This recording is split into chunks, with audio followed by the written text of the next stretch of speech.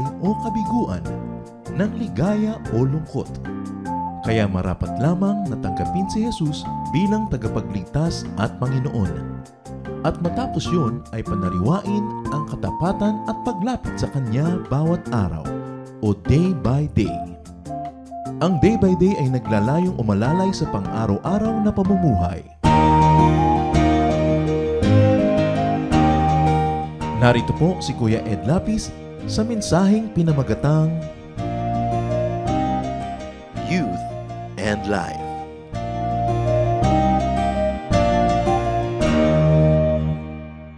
Psalm 90, verse 12. Teach us to use wisely all the time we have. Turuan niyo po kaming magpakatalino sa paggugol ng panahon na ipinahihiram niyo sa amin. Youth and life. Dear Lord, we thank you for life. We thank you for every moment, every period, every season of life.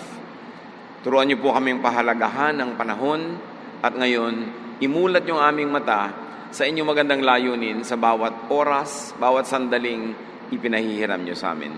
Be our preacher, our speaker, our healer, our friend. We seek you, Father, in the name of Jesus, your Son, our Lord. Ecclesiastes 11, 7-8. Nothing on earth is more beautiful than the morning sun. Even if you live to a ripe old age, you should try to enjoy each day, because darkness will come and will last a long time. Nothing makes sense. Here, the morning sun is a symbol of youth. And Ecclesiastes says that the best time of life is youth. It's good to be youthful in age, in attitude, in outlook. Youth is the most wonderful time in life. And youthfulness makes any time of life wonderful. Kaya mahalaga na mayroong youthful attitude ang tao, hindi bata pa lang ay isip matanda na sobra, because you have all the time in the world to be old anyway. So take your time and be young when you are young, and you let the young people be young and be youthful. Because darkness, which really means death, will come. Ecclesiastes says, enjoy each day of life, of youth, of old age. Live while alive. You have your correct time to die. So habang buhay pa, dapat mabuhay talaga ng todo-todo. Ecclesiastes 11:9, be cheerful and enjoy life while you are young. Do what you want and find pleasure in what you see. So the admonition is to be cheerful, to be positive, to be light-hearted, to look for what is nice, true, beautiful, enjoyable, delightful in life. This, of course, is an encouragement to enjoy life beginning at youth, to do enjoyable things, and to find pleasure in details of life. And then the verse continues, but don't forget that God will judge you for everything you do. This verse, this line, is often misread as a contradiction to enjoyment. Para bang sinabing, be cheerful, enjoy life, magpakasaya ka, pero matakot ka sa Diyos, huhusgahan ng Diyos ang lahat ng iyong ginagawa. E di parang hindi rin sinabing mag-enjoy ka, kung talagang ibig sabihin nito ay matakot ka dahil huhusgahan ka. So this is often misread as a contradiction to enjoyment, a warning against enjoying too much, and a push for over self-denial and sacrifice.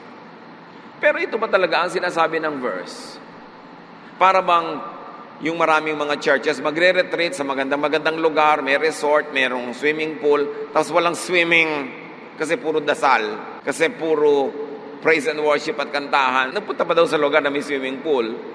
O kaya magre-retreat pero umagang-umaga pa lang, dasalan na, gabing-gabi na, dasalan pa rin, puyat na puyat ang mga tao, hindi na nila ma-enjoy ang ginagawa nila. It's not really a retreat.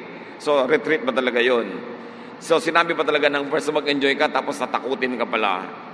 Earthly life was given by God, tapos tatanggalan tayo ng earthliness.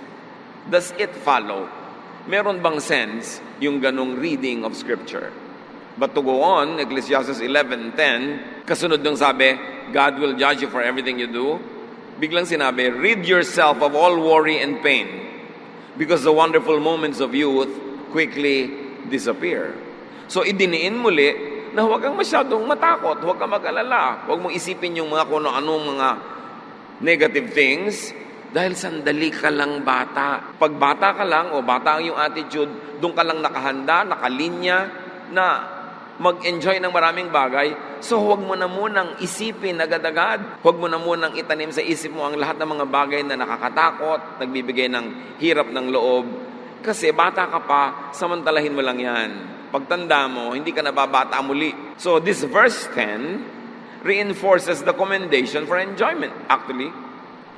And it reinforces youthful abandon of worry and pain to enjoy life. This verse 10 reinforces the teaching to enjoy life as much as possible. So what is judgment about? Ano yung tinutukoy na judgment ni Solomon? Na remember that for all of these things, God will bring you to judgment. Judgment is not just about bad deeds, but also about good, nice deeds that remain undone. In other words, hindi ka lamang huhusgahan dahil sa ginawa mong mali. So takot na takot ka tuloy magkamali, so wala ka nalang gagawin. Pero husgahan ka rin sa mga bawat magaganda at mabubuting bagay na dapat ay ginawa mo, nalasap mo, na-enjoy mo, tapos hindi mo na-enjoy. Sinayang mo ang pagkakataon, sinayang mo ang kabutihan ng Diyos. Parang dinala ka sa buffet, tapos hindi ka kumain. Niragaluhan ka ng laruan, hindi mo pinaglaruan dahil baka masira sa takot mo magkamali. Ganun ang nangyayari sa buhay ng mga taong sobrang serious sa pagiging relihiyoso. Sa takot magkamali, wala na lang ginagawa.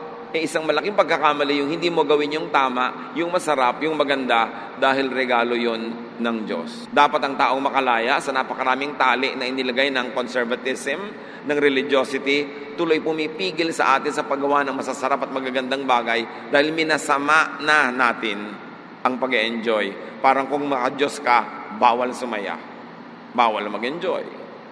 Ecclesiastes 12:14, God will judge everything we do, even what is done in secret, whether good or bad. So lahat yon. Hindi lamang ang pagtimbang sa atin ng Diyos, yung may ginawa ka bang mali, kundi may ginawa ka bang masarap, maganda, tama, na inilaan ko para sa'yo, nilikha kita para dyan, nilikha ko ang planeta para dyan, tapos hindi mo ginawa, edi sinayang mo ang gift of life. Solomon is not called the wisest man ever for nothing. Binigyan siya ng Diyos sa superior na karunungan, kaya marapat siyang dinggin. Sa katunayan, kung si Jesus ay nagturo ng kalayaan, ng paglasap at pag-enjoy ng buhay sa New Testament, itinuro ni Jesus, ang counterpart niya sa Old Testament is really Solomon. Pinakamarunong, kaya ang kanyang pagtuturo ay dapat bigyan ng pansin at marami siyang pinalaya ng mga diwa na dati-rati, bago pa siya nangaral, ay itinali ng relihiyon and conservatism yung buhay ng tao para puro pagtitiis, pagdurusa, puro na lang pag-iipon ng points sa langit, pero dito sa lupa, parang wala ng totoong buhay. In denial na, wala nang inisip kundi kabilang buhay, samantalang nandito pa sa lupa. Kung gusto ba naman ng Diyos na sumukabilang buhay ka na, di lalagutin na niya ang iyong hininga. Pero habang hindi pa niya nilalagot, dito ka pa sa lupa, huwag mong kalimutang ikay espiritu at lupa magkasabay. At hindi dapat yun masamain. So the teaching says, enjoy your youth, your strength, your enthusiasm. Do not problematize youthfulness.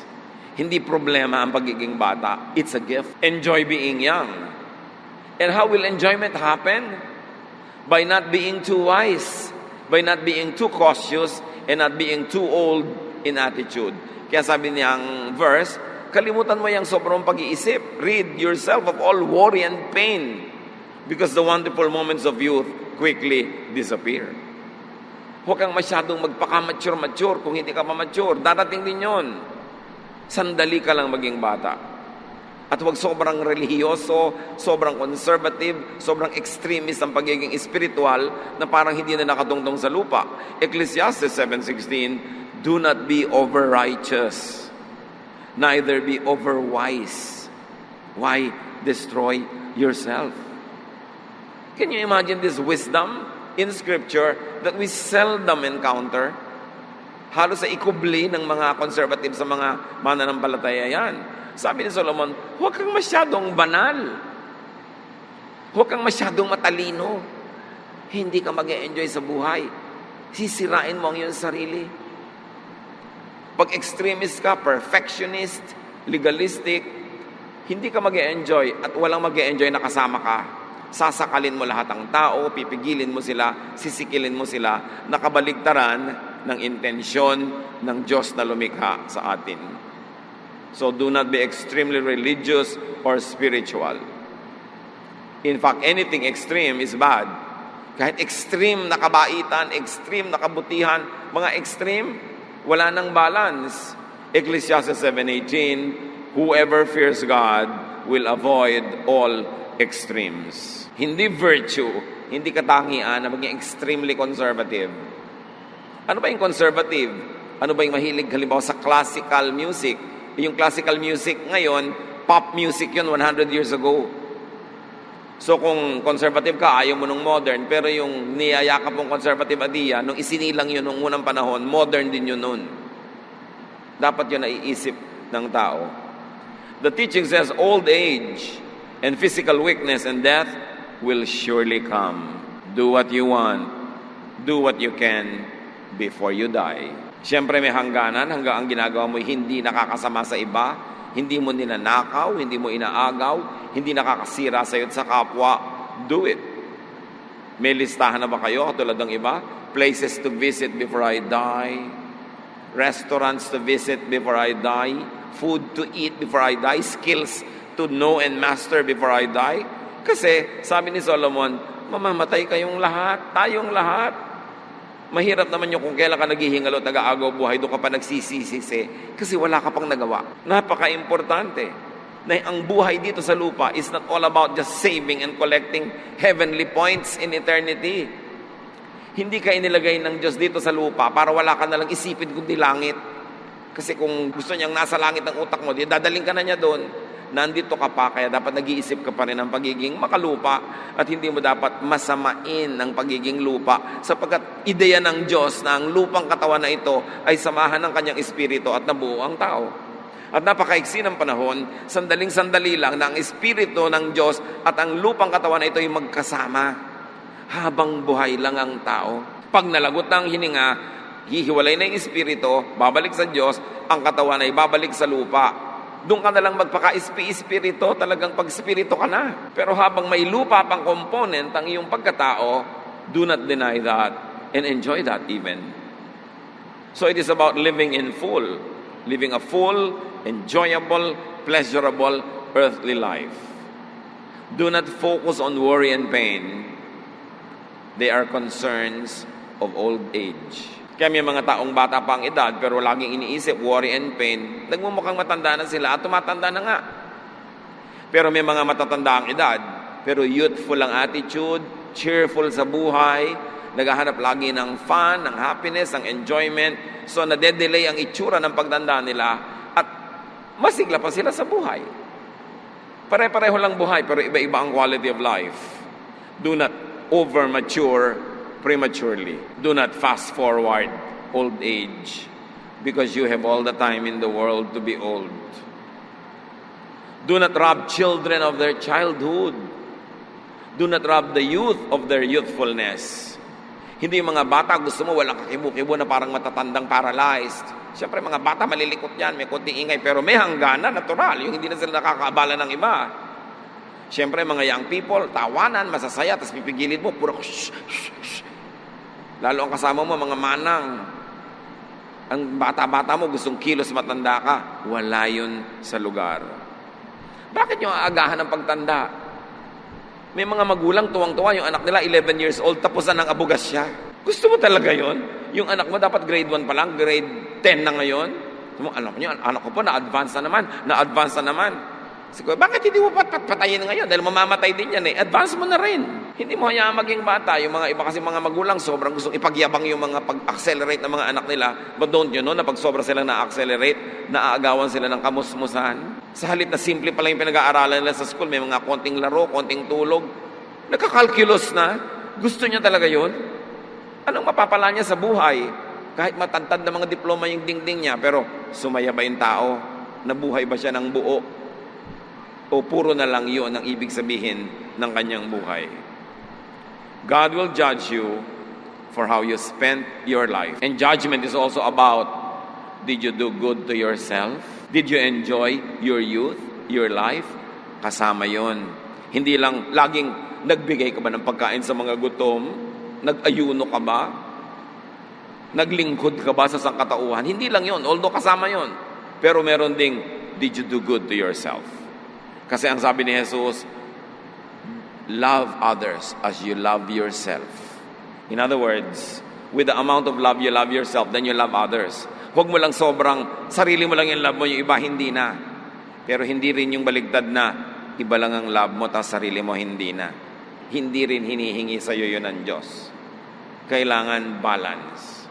Ecclesiastes 8:15. So I think we should get as much out of life as we possibly can. There is nothing better than to enjoy our food and drink and to have a good time. Then we can make it through this troublesome life that God has given us here on earth. Nakita niyo ang main doctrine nitong si Solomon, the wisest man ever? You've got to enjoy life. Get the most out of life. Pigain mo ang lahat ng mapipiga mong ligaya para maximum ang iyong kasiyahan. Yun ang kalooban ng Diyos na lumikha. Hindi tayo nilikha ng Diyos para gutumin, para parusahan, para pagtiisin at pagdusahin, na siyang misrepresentation ng ginagawa ng maraming conservative people. They paint a wrong picture of God. They make a wrong image of God. A God who is unloving, unkind, unaccepting. A God who is always angry. And a God that has always have to be appeased. But that is not the picture of God that Jesus paints. That is not the picture of God that Solomon paints. Sabi niya, we should get as much out of life as we possibly can. And this is godliness. This is wise accountability. Mananagot ka rin pag hindi mo pinasaya ang buhay mo. Kasi God wants you happy. Ecclesiastes 12:1. Keep your Creator in mind while you are young. In years to come, you will be burdened down with troubles and say, I don't enjoy life anymore. Again, may negative reading na naman ng marami dito, yung keep your Creator in mind while you are young. Ibig sabihin, oy, habang bata ka, ha? Huwag mo kakalimutan ng Diyos, galit ang Diyos, pagkagalitin ng Diyos, paparusahan ka niya, magpakatino ka, huwag ka magkakamali. That is not what the verse is saying. Keep your Creator in mind. Creator means designer. God designed you. So while you are young, look at yourself and say, how did God design me? And to be faithful to God, to be obedient to God, I should act and move according to the design. So ang mga young people, dinesign mga children, playful. To be faithful to God, they have to be playing, they have to be allowed to play. Mga young people, kung ano man yung character ng young people, na natural, yung likas sa kanila, ang ibig sabihin ng obedience to God is to follow the design. Do not contradict it. Mga young people ang hilig-hilig matulog. Hayaang matulog. Basta't nagagawa nila yung mga schoolwork nila, yung mga responsibility nila sa bahay, hayaan. Yung mga ibang matatanda naman, killjoy. Pagising nila ng alas 4 ng umaga, gusto nila gising din yung mga young people. Matanda ka na nga, kaya wala ka na itulog. Yung bata gusto pa, tapos pipilitin mo, baligtad. Mga children na ayaw matulog pag tanghali, gusto maglaro, pinatutulog. Pagtanda naman, gustong matulog, ayaw patulugin. Mali, lihis ang schedule. May design ng Diyos. Yung obedience to God, hindi lang ibig sabihin obedience to church rules. Hindi lang obedience to religious dogma and policy. Ang obedience to God, Creator, is by moving, living, acting according to how God designed you. So if God designed you as an artist, obvious yun, ang obedience to God, be an artist. Ang design sa iyo ng Diyos is maging administrator ka, mabusisi ka sa mga detalye, then be an administrator. Yun ang supreme obedience to God. Hindi yung gano'ng kahaba ang buhok mo dahil nasa choir ka, gano'ng kahaba ang palda mo, ilang lupi dapat ang kwelyo mo dahil yun ang religious costume. Hindi yun ang tunay na obedience to God. Obedience lang yun to religious policy. Pero yung Diyos na nagdisenyo sa iyo, meron talagang born dancer, may born singer, born musician, yun ang Creator. How will you celebrate life? By obeying God, by being who God designed you to be. And by being who God designed you to be, that's where you can excel, that's where you will be happy, and that's where you can make others happy as well. And your Creator designed and made you to enjoy the gift of life. All you have to do is study your anatomy, study your body, study your senses, and you will know that when God was designing you, He wanted you to enjoy life. Kaya binigyan ka niyang mata, huwag mong ipikit, idilat mo para makita mo ang dapat makita ng mata. Binigyan ka niya ng paa, isayaw mo, ilakad mo, puntahan mo ang dapat puntahan na dinisenyo sa ng Diyos. Kasi kung ayaw ng Diyos na maglalakad ka, di ginawa ka na lang niyang bato. Nandiyan ka na lang sa isang sulok, kaya ka nilagyan ng paa. Kaya ka binigyan ng bibig para magsalita. Hindi yung aping-api ka na sikil ka na, hindi ka pa kumikibo, binigyan ka nga ng bibig. Yun ang obedience to the Creator. Gamitin mo ng tama, sa tama, yung katawan mo na dinisenyo niya. And keep that in mind while young, while able to enjoy. Kaya kung minsan lugi yung ang aga-aga pa, biglang napalaki na sa sobrang relihiyosong pamilya. Wala nang naranasan. Paglaki tuloy, biglang nagre-rebelde. Ang liit-liit ng utak, ang kitid-kitid ng naiintindihan kasi pinakitid na agad ng conservatism. Nauna na ang isang katerbang bawal. Mamamatay din naman lahat ng tao at pag lahat ay nakalibing na, sino ang talagang nag-enjoy ng buhay? Akala kasi ng iba ang gusto ng Diyos, puro ka lang magtiis dyan, maghirap, magpakasakit. Ganun ba ang Diyos na nakadrawing sa isip natin? Hindi yon ang ipinakilala ni Jesus at hindi yun ang ipinapakilala ni Solomon. Dapat habang kaya, lasapin ang ganda ng buhay because time will come when you could no longer enjoy as much. Ibigin mo man, hindi na pwede. Gusto mo mang lumakad, hindi na pwede. Gusto mo man tumingin sa magagandang tanawin, lumalabo na ang iyong mata. Hindi na pwede. So, do not be possessed by regrets. Pag tayo matanda na, malapit ang bawian ng buhay, huwag naman tayong puro pagsisisi at panghihinayang sa mga pinalampas na pagkakataon. At kung tayo nandun na ngayon at hindi na maibalik ang buhay, huwag na lang nating pigilan yung iba na magkaroon ng isang buhay na makulay, masaya. Hayaan natin silang mabuhay ng kumpleto. Ecclesiastes 12:2-7. Someday the light of the sun and the moon and the stars will all seem dim to you. Rain clouds will remain over your head. Your body will grow feeble. Your teeth will decay. And your eyesight fail. The noisy grinding of grain will be shut out by your deaf ears. But even the song of a bird will keep you awake. Darating daw ang panahon, kung mabiyayaan ka ng mahabang buhay, lalabo ang iyong paningin. Hihina ang iyong katawan, masisira at maglalaglagan na iyong mga ngipin, at maaaring mawalan ka pa ng paningin. Yung napakaingay ng mga gulo sa iyong paligid, hindi mo maririnig dahil bingi ka na. Pero yung mumunting hiwni ng ibon, hindi ka makatulog dahil nadidinig mo. Sabi, ganun, pag tumanda ka na. You will be afraid to climb up a hill or walk down a road. Your hair will turn as white as almond blossoms. You will feel lifeless and drag along like an old grasshopper. Hindi ito negative, hindi ito nakakalungkot at hindi ka dapat magpalungkot. Sinasabi ang totoo, dapat paghandaan. At kung dumating na, wala ka dapat sukat pagsisihan. Hihina ka, matatakot kang umakyat, matatakot kang bumaba. Puputi ang iyong buhok. Tapos ngayon, yung mga young people, wala kang ginawa kundi kontrolin ang buhok nila. Anong gagawin nila sa buhok nila? Kukulayan ba nila o hindi? Pinapakailaman simbahan, pati kulay ng buhok. Darating ang panahon, magiging puti na yan lahat. Kahit ano pang gawin mo, wala na rin masyadong saysay. At para ka daw isang matandang tipaklong na nanghihina na kinakagat na ng mga langgam, gumagapang, at tapos lang yung buhay. These are signs of old age, approaching the end of earthly life. And it should not make us feel bad about death. It should only prepare us to that inevitable reality. Huwag mag-aksaya ng sandali. Huwag killjoy ang mga bata, ang mga kabataan, ang mga middle age. Let them be who they are at that moment of their life. Earthly life ends. We each go to our eternal home sa pagpapatuloy ng Ecclesiastes, and the streets are filled with those who mourn. Paglalamayan ka rin, ibuburol ka rin, ililibing. Kung marami kang pinakisamahan, marami makikipaglibing sa'yo. Marami titig sa iyong muka at sasabihin din nilang, para lang siyang natutulog. Kung gaano mo karaming beses sasabi yun sa iba, masasabi rin tungkol sa iyo. Kung minsan naman gusto mo lamang pasayahin yung namatayan, pero meron ba namang natutulog na nakabarong Tagalog? Kung sana nakapajama, may yakap na unan doon sa ataol, sa mo, ay para lang natutulog. Darating at darating. The silver cord snaps, the golden bowl breaks, the water pitcher is smashed, and the pulley at the well is shattered. All pictures of death.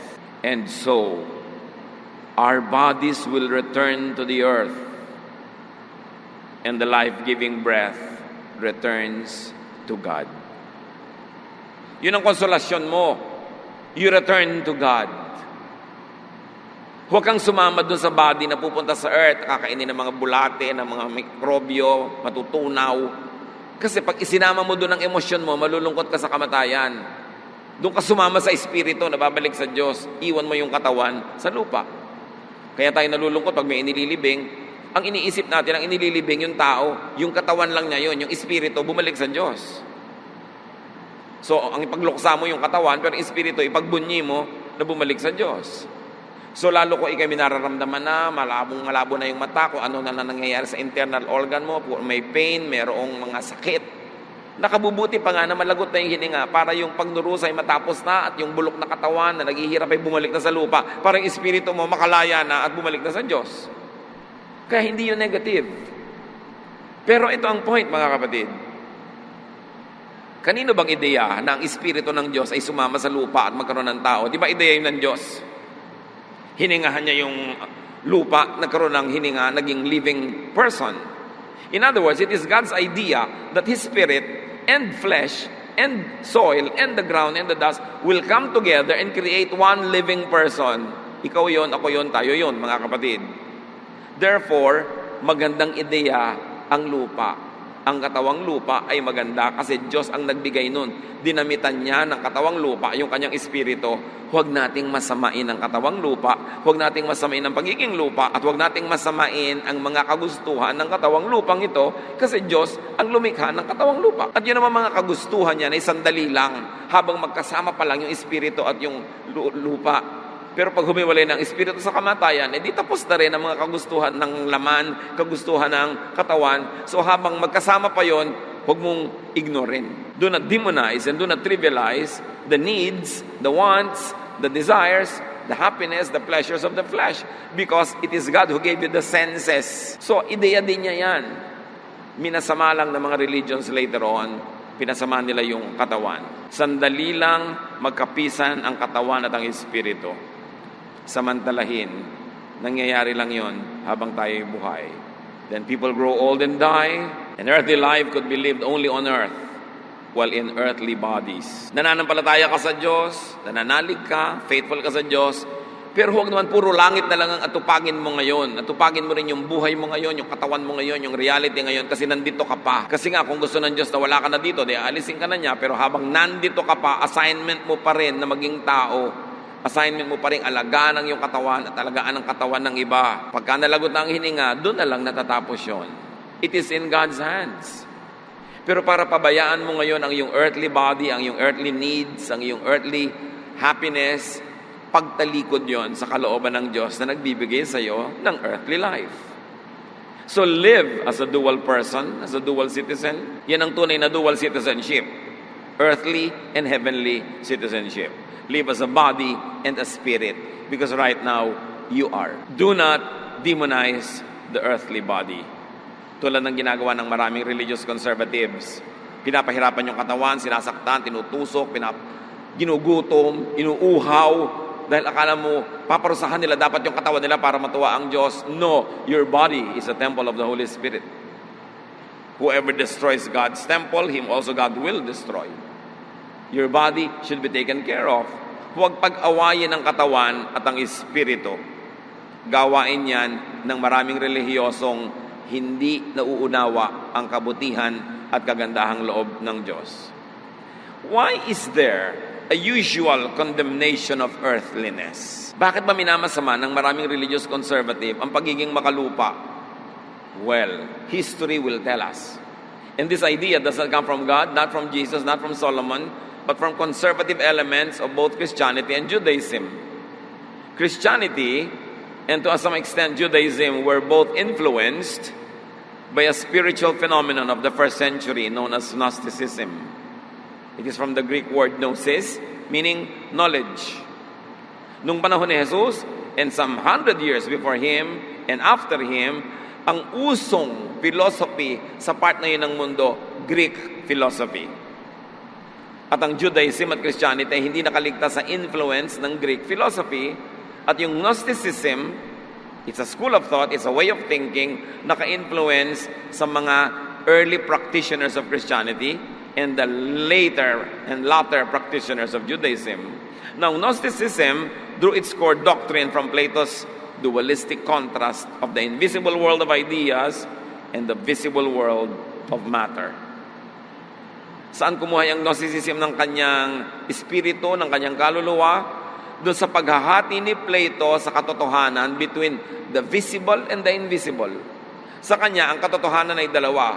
Yung invisible, yung mga thoughts, mga dreams, mga ideas. Yung espiritu, invisible yon.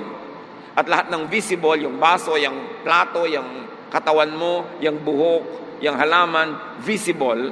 And Plato's dualism created in Gnosticism a doctrine that equated matter with evil and spirit with good. Kay Plato, ang lahat ng bagay na nakikita, nahihipo, may timbang, nahahawakan, matter, masama. At ang mabuti lang ay yung spiritual things, hindi nakikita, hindi nahihipo, hindi nahahawakan. Minasama niya ang lahat ng bagay na physical. At doon ang galing ang ideya na minamasama ang katawan kasi physical. Minamasama ang mga gusto ng katawan, ang mga gustong ginhawa, gustong sarap. Minamasama. It's not from God. It's not from Jesus. It's not from Solomon. It's from Plato.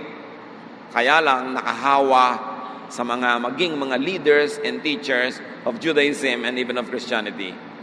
Out of this equation came two opposite modes of conduct. Dalawang uri ng tao at behavior ang naging bunga ng ganitong dalawang pananaw. Asceticism, the suppression of bodily passions because of their connection with evil matter. Yung naniniwala na ang banal lang yung mga spiritual na bagay at masama ang lahat ng bagay na physical, sila yung naging mga ascetics. Sila yung mga hindi umiinom, hindi kumakain, hindi nagsusuklay, hindi naliligo, hindi nagpa-party, hindi nagsasaya. Kasi sa kanila lahat ng bagay na yun ay masama. At maraming naging ganon. Yun yung mga nagkulong sa mga monasteryo, yung mga tumalikod sa sanlibutan, yung mga tumalikod sa lahat ng mga bagay na masasarap at magaganda. Hindi lang sa Christianity, hindi lang sa Judaism. Kahit sa Buddhism, kahit sa mga iba't ibang Eastern religions, may mga ganong practitioners, ascetics. At kahit sa mga paligid natin, mayroong pinaparusahan ng sarili nila, hinahampas, ipinapako, lumuluhod sa asin, sa bato, sa bubog, dahil masama ang katawan, dapat parusahan. Asceticism yun. It's a branch of Platonic philosophy. And extreme naman yung kabilang grupo na ayaw ng asceticism, sila yung nag-embrace the libertinism or sensualism, the indulgence of bodily passions. Yun namang exaggerated na wala nang hangganan, lahat ng pwedeng kainin, lulunin, enjoyin, ginawa na, makasama man sa kanila o makasama sa iba, ginagawa nila dahil iniisip nila, matter is only short-lived, sandali lang ang buhay, itodo na. Dalawang extreme, parehong hindi mabuti. Dahil ang mga anak ng Diyos dapat balance ang pananaw. It resulted to the condemnation of earthliness and glorification of spirituality. At ngayon, malaking porsyento ng mga Kristiyano, ganitong pananaw. Anything that is earthly is bad, only spiritual is good.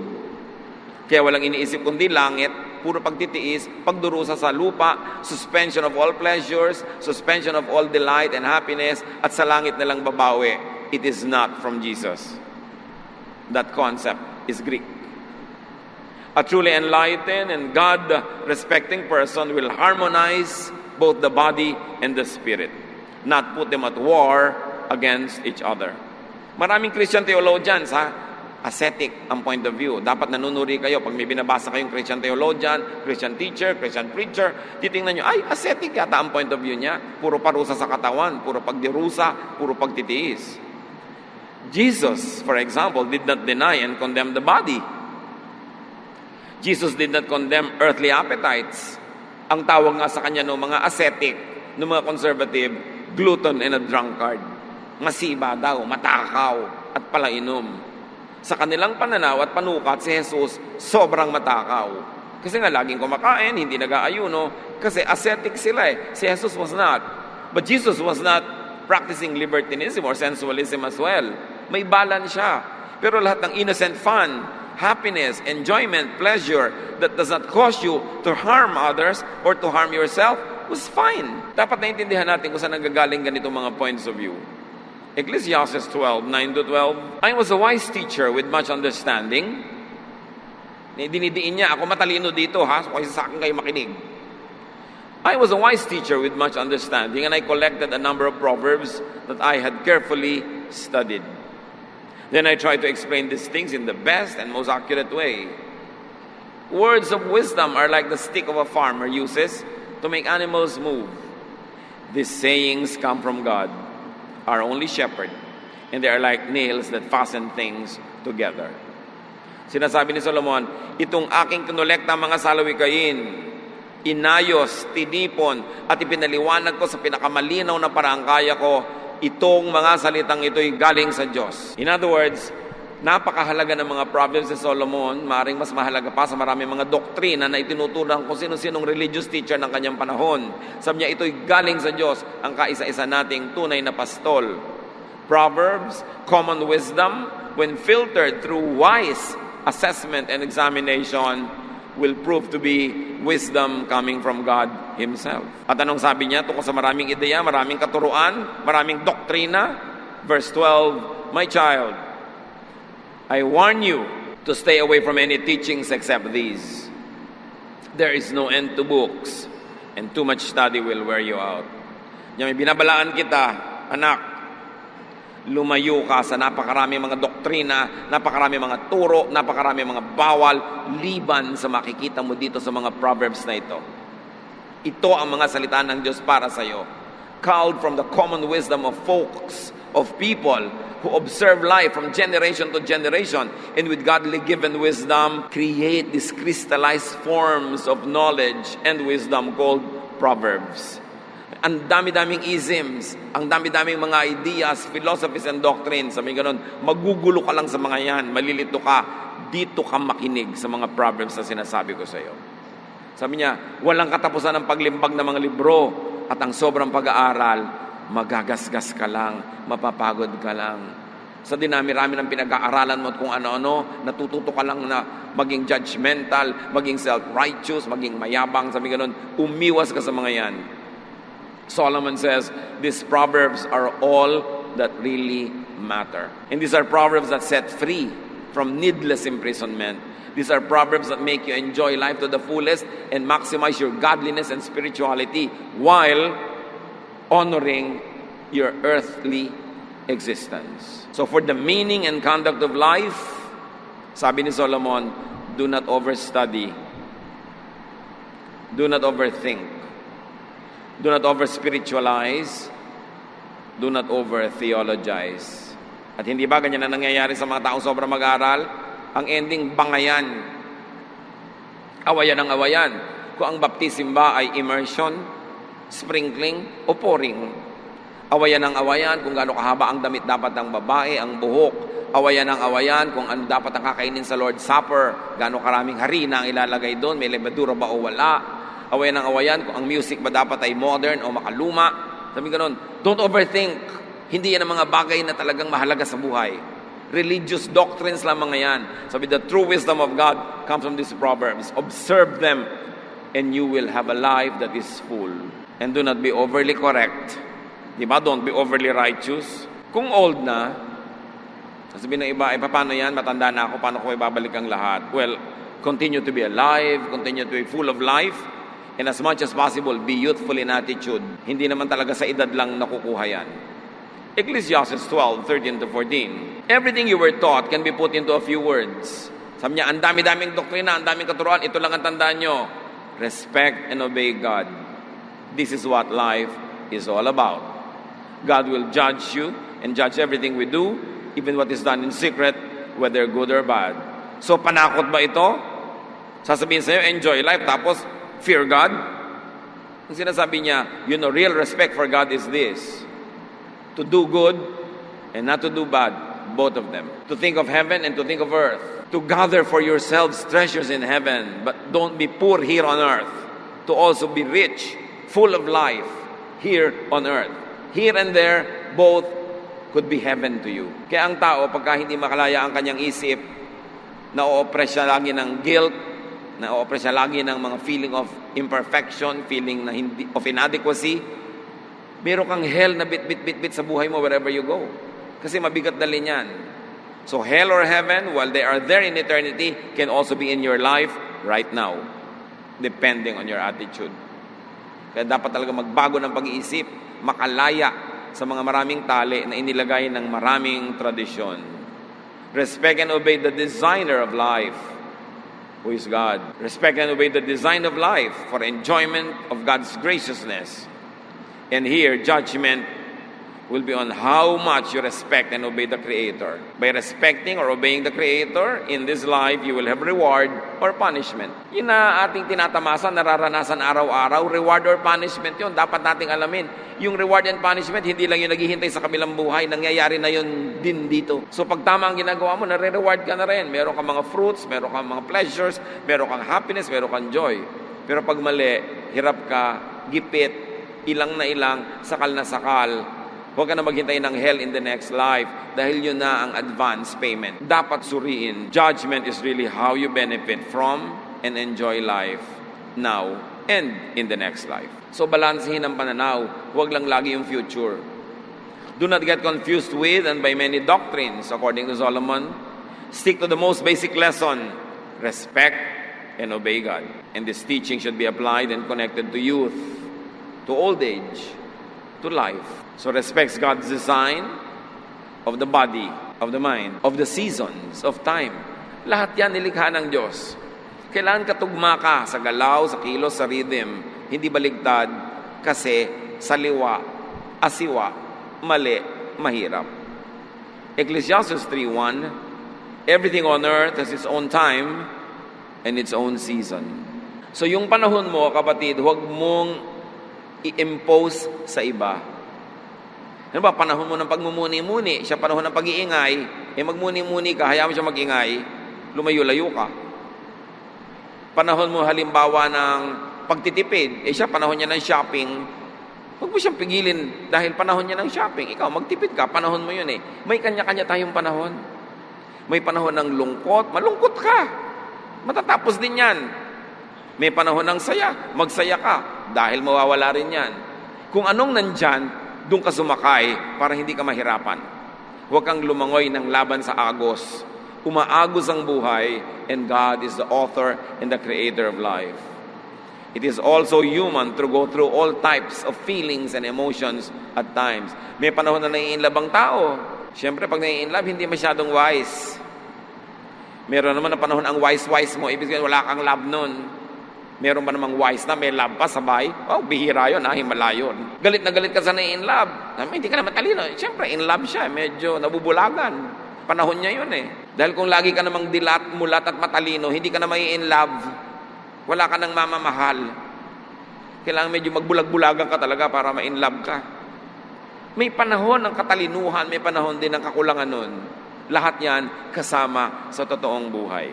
Do not deny, bypass, and demonize, and do not even idealize time. Time happens whether you like it or not, so you better like it. Huwag labanan. May oras talaga para sa lahat ng bagay, sa bawat bagay. Kailangan lang makiramdam. Sensitive ka. Ano bang oras ngayon? Ay, oras na para kumain. Di kumain ka. Ano bang oras ngayon? Oras para matulog. Kung baligtarin. Kasi mahihirapan ang iyong buhay. At huwag masamain ang panahon. Huwag masamain ang uso. Hindi ko mo classic, tama. Hindi ko mo uso or bago, mali. Dapat bukas ang pananaw. So live according to time, space, and bodily realities. Yung katawan natin, yun ang nagde-define kung anong buhay natin. Anong papel natin sa mundo, saan tayo magiging mabunga, at saan tayo magiging makatuturan. Gano'n ba kahaba ang buhay? Iba-iba naman ang haba ng buhay, pero merong standard. Psalm 90, verse 10. We can expect 70 years, or maybe 80, if we are healthy, but even our best years bring trouble and sorrow. Suddenly, our time is up, and we disappear. Yun ang katotohanan. Hindi dapat katakutan o ikalungkot. Dapat paghandaan. Sabi, pwede mong asahan na baka mabuhay ka ng 70. O kung malusog ka, baka maka-80 ka. Yung ganon. Yung iba naman, sobrang bonus na. 150 na, buhay pa. Diba? So, iba-iba. Pero sabi, normal standard, 70 to 80. Pero kahit na sa healthy and healthful years mo, may problema ka pa rin. May lungkot ka pa rin. So, yung ganon, life has always trouble and sorrow. So, ang lesson, whenever you can, enjoy. Because you cannot always enjoy even if you want to. Pag may pagkakataon, magsaya. Huwag mag-killjoy. Pag may masaya, huwag mong palungkutin. Hayaan mo sila magsaya. Kasi malay mo, ngayon lang sila sumaya, 3 taon na pala silang malungkot, tapos pipigilin mo pa ngayon. Samantalahin ang pagkakataon, kasi maraming hirap, hapdi ang buhay. Ang buhay may expiry. May nakalagay na best before whatever, anong date. So gusto mo magsasayaw, siguro best before 70 or 80. Kung 90 na, doon ka pa magsusumba, medyo siguro iindak-indak ka na lang ng konti dahil hindi na masyadong pwede. So kung palampasin yung panahon na pwede pa, tapos ngayon, aarte-arte ka dyan, ayaw mo, sayang. Pag wala namang masama, wala kang ninanakaw, inaagawan, pinapatay, edi gawin mo. God wants you to enjoy life at the right times. So enjoy life. Enjoy every season of life. Kung manunuri tayo mga kapatid, mag-iisip talaga at mananalangin, kahit mga panahon ng lungkot, ng pagluluksa, ng kabiguan, ng kahirapan, meron din siyang malalim na joy na pwede mong mahukay kung talagang mananalig kang meron pa rin na blessing yon.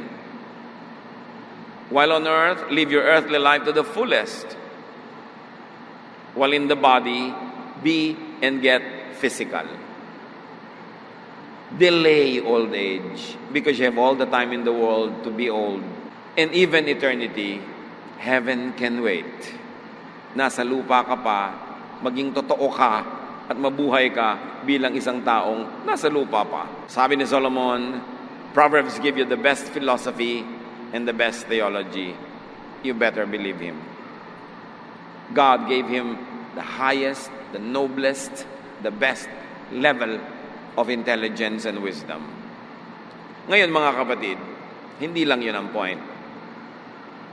Help others, enable others to enjoy life.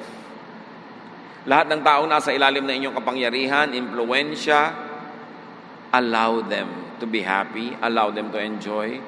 Huwag niyong ipilit yung lifestyle niyo sa kanila. Sila ay hindi kayo, kayo ay hindi sila. Iba ang gawa ng Diyos sa kanila sa pagkakagawa sa inyo. Huwag nating dahil lang may kapangyarihan tayo, igigiit na natin yung gusto natin sa buhay ng iba. Allow them to enjoy life. And then let's all meet our Maker when that happens. Psalm 90 verse 12, teach us to use wisely all the time we have. Dear Lord, thank you for time. Salamat at ang oras na magkasama ang katawan namin at Espiritu ay hindi mahaba, hindi maiksi. Tama lang, kasi kayo ang nagdidisenyo. Turuan nyo lang po kaming huwag mag-aksaya ng panahon. Kung nandito kami, nandito, huwag mag-isip na dapat nandito kami sa ibang lugar. At pag nandito naman kami, isipin namin, dapat nandito kami sa lugar na ito. Hindi na kami mag-e-enjoy kahit kailan, kahit saan. Pag hindi kami tumutugma sa panahon at sa okasyon. Teach us, Lord, to number our days so that we may live a righteous life, a life that is balanced, a life that is godly, and at the same time respectful of the fact that you made us humans, that we have bodies, we are in the flesh. Pagbulay-bulayan natin mga kapatid ang kahulugan nito sa ating pang-araw-araw na buhay, pati sa pakikasalamuha natin sa kapwa. At nasa gayon, ang karunungang ibigay ng Diyos kay Solomon at matamasa at mapakinabangan nating lahat. Lord, teach us to learn from Solomon how to live life, how to maximize life, and how to glorify you while we are here in our earthly bodies. Be alone with the Lord in silent reflection.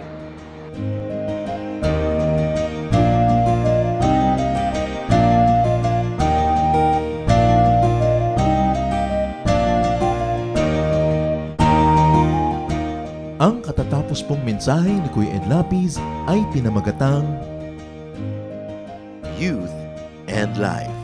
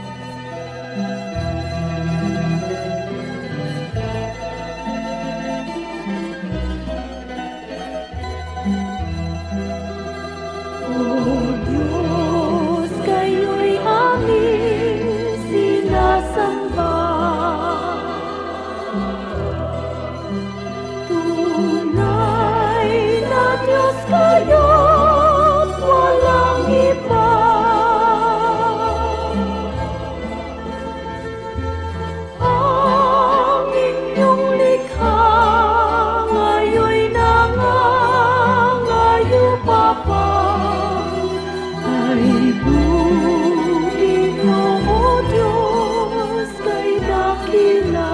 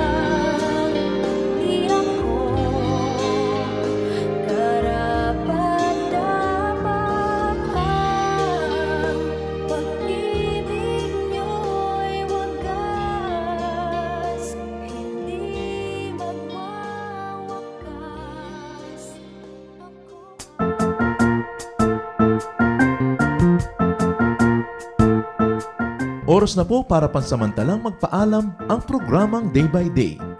Tayo po'y magsama-sama tuwing ika-6 hanggang ika-7 ng umaga, araw-araw.